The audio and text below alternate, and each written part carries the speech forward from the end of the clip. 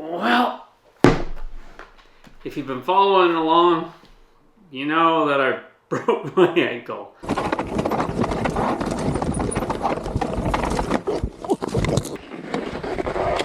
Woo! I'm going! Oh, I'm done! Oh, I can't see now! Oh, shit! It's been 3 weeks. I got 4 more weeks. I'm doing physio. And then hopefully I'll be back out on the bike. But I can thank this to the whaleback. The whaleback has claimed many victims in Squamish over the years. And this is probably the worst it's bit me. Maybe not. But here's the video. You want to look. I do swear. I'll bleep that out, I guess. What happened, I've been riding, I have my new bike, my Transition repeater, and it's got much narrower tires on it than my last bike, which I had the 2.8 fat tires, lots of sidewall and a Michelin tire on the front, lots of grip. It almost didn't matter what angle you're on because there was so much grip on the side of the tires that it would just grip. So used to that. Even when I used to ride it on the pivot that's hanging up here, much wider tires because the rims are wider. And the only thing I can think of, so basically slid out, put my foot down. As I put my foot down, my ankle just rolled over, and I knew right away I broke it. I somehow managed to get out of there. I walked and rode, and it wasn't a lot of fun, but I really didn't want to call for search and rescue. So I got out of there actually pretty easily because you don't really know how broken you are. So I saw the orthopedic surgeon again last week, and he says it looks good. Just stay off of it for 4 more weeks. So in the meantime, I have bought this iWalk device. So this is my new adventure. And yeah, I'm learning how to hobble around on this peg leg thing here. It's kind of like being a pirate. So, and I'll tell you right now, it's not that easy, but I'll get the hang of it.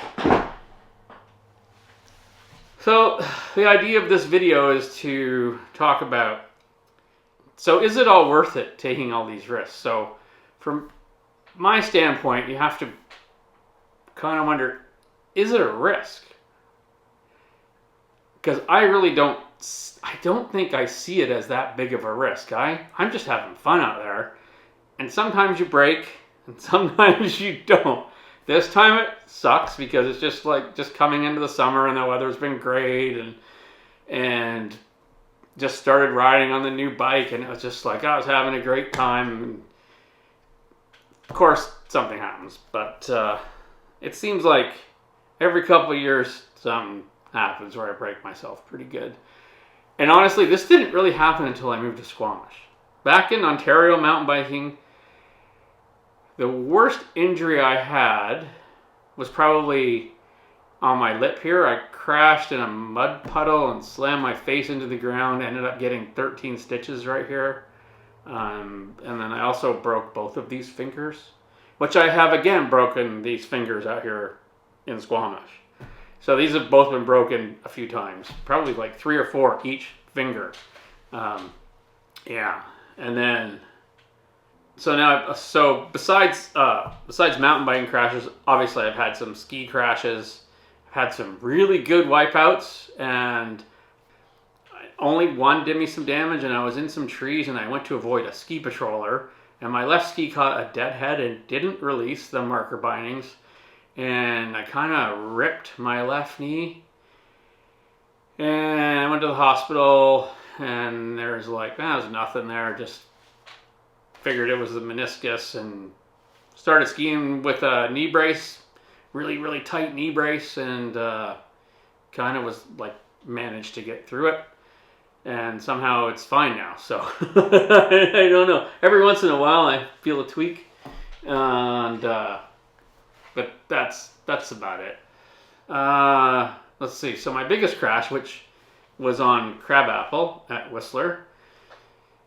Let's just talk about here as we watch the video as I roll down Crabapple. Honestly, I have no recollection of any of this. I don't even know what happened. Watching the video, I know what happened, but I don't remember what happened. They basically come and give you some awesome drugs, and it kind of takes all your memory away, apparently. So that's a good thing, but the breakage of the bones was pretty big. So basically broke both hips, shattered my left pelvis, broke this clavicle. It's got a plate in it. Four ribs, 2 lumbar, and a hematoma from hell on my back all the way down my leg. Spent 25 days in the hospital in total. And yeah, that was probably about the worst thing that could happen to you. Now, did that stop me? No.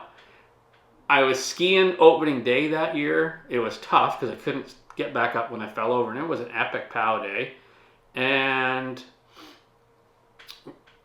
I was back mountain biking in the bike park again the next year. And the only thing I wasn't doing was hitting the 4th jump on Crabapple, which is the one that killed me.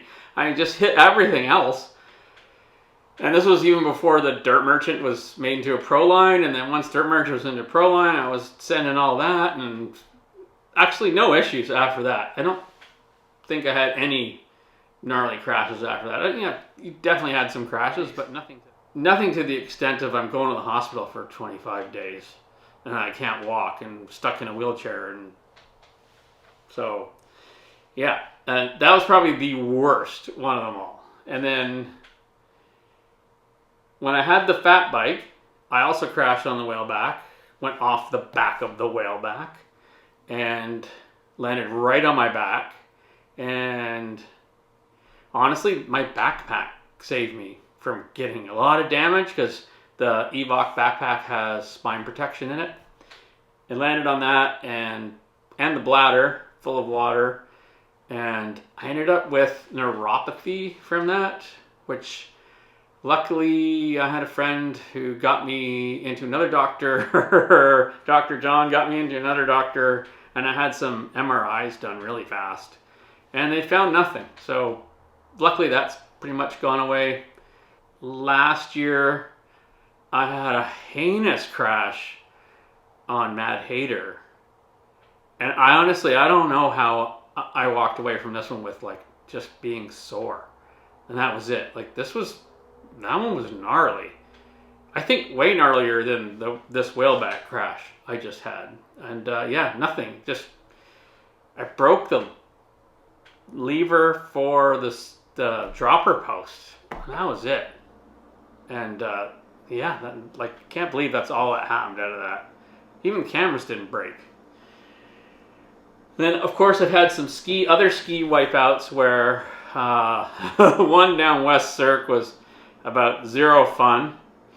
I hooked a ski and flying, had almost a full yard sail, and I just went zipping down West Cirque. And as I'm going down West Cirque, all the snow's coming out of my mouth, and it's just like, it's not any fun. And I'm thinking, I should probably try and slow myself down. And the only thing I could think of was like, if I do that, I'm going to start tomahawking. And then I probably would have been broken into pieces. So I just slid down, and then my buddy Evan picked up my yard sail and brought it down to me and just continued skiing for the day. And yeah, that was the most spectacular ski wipeout I had. Does that stop me from skiing West Cirque? Oh, no, I skied all the time. The other big ski wipeout was the coffin, and it wasn't that much of a wipeout. I kind of just got in the back seat and just ended up wiping out, and nothing happened from that. I had a few on Horseshoe 5, doing the straight line. Yeah, skiing, you fall over skiing, you tend to not get as hurt as much as mountain biking because you're not usually landing on rock hard ground. So, when you landed on granite, it's about no fun. So with that crash on the whaleback, I broke my ankle, but this was all ripped up as well. So luckily nothing came of that. It's just kind of going to be a scar, like this scar and other scars. And yeah, I have all kinds of scars, but getting back to the point, is it worth it? My brain right now is at, I don't know. I'm 63, and I'm still progressing, I think. Or maybe I was progressing. I think maybe now I'm not progressing. I'm kind of just status quo. I'm really not taking on any new gnarly features. This year already, I've actually decided not to ride some things I would normally ride. And I'm going to pass on that one today. But that's just temporary, because what I'm finding is happening is, even with skiing, so the skiing and mountain biking kind of go hand in hand. So all winter, I wasn't really skiing that much of gnarly terrain, steep, hard entrances. But once I started mountain biking on some gnarly terrain, on some steep, gnarly entrances and rolls and whatever, all of a sudden I'm coming to these steep entrances on the double blacks, and you're looking at it going like, oh yeah, I can do that. Where maybe at the start of the year you're kind of like, I don't know, it looks kind of risky. But then after mountain biking a bunch, brain just switches into, I don't know, like the brain, I think, switches into like, yeah, I can do this now, because I'm already tackling other gnarly stuff. So I don't really know, but definitely the tackling of gnarly terrain goes hand in hand with mountain biking and skiing. One definitely complements the other, because they're both kind of downhill, and they're both going into gnarly steep terrain, taking the same kind of risks. Is it worth the risk? It's really a hard question to answer, and I don't even think I can answer it, because I know I'm going to get back on the bike when I'm done healing with this injury, and I don't think it's going to change what I ride. I think it might temporarily. So like every time I have an injury, I'll ride chiller just to start with, because you got to get back to being used to not riding. So it's kind of like this will be at least 7 weeks. So it's kind of like skiing all winter, not riding your bike. It always takes a little while to get back into the groove of the bike. So I would imagine I'll go ride some chill, and then that'll last about a day, as long as I don't have any pain in my foot, which I imagine there's going to be some there for a bit. So yeah, give me like 2 weeks, and I'm sure I'll be right back into end trails. Now, do I do the whaleback again? As of now, I'm done with it. And I've ridden the whaleback 100 times. I even made videos showing you how to ride the whaleback. How to ride the whaleback. I should not be the person that crashes on the whaleback. But it just goes to show you that feature will bite everybody. Not just people who are first time riding it, but everybody. Even the most experienced person will bite it on there. It's just that kind of a feature. It doesn't look that gnarly, or maybe it looks gnarlier than it is, one or the other. But am I going to ride it again? Right now I'm going to tell you no, but I can't promise you that, because I probably will.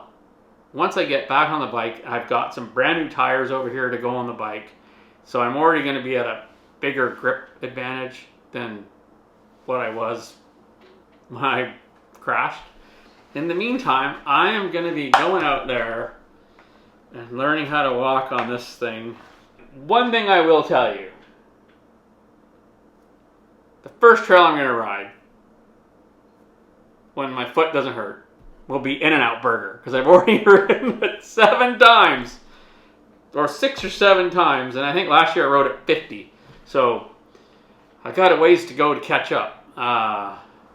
Anyways, that's it for this one.